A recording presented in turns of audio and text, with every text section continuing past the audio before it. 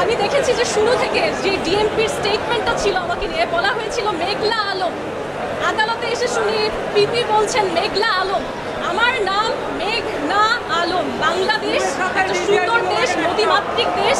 আমাদের সংস্কৃতি, আমাদের এনভায়রনমেন্টের সাথে এই মেঘনা নামটা জড়িত, অথচ এই নামটা তারা উচ্চারণ করতে পারছে না, লিখতে পারছে না। এত ইনভেস্টিগেট করে আমার পরিচয়ই যদি না জানে তাহলে আমার অন্যায় তারা কিভাবে বুঝবে, কিভাবে ইনভেস্টিগেট করবে? আমাকে পরিচয় দিচ্ছে মডেল, অথচ আমার প্রফেশন হচ্ছে রাজনৈতিক প্রশিক্ষক।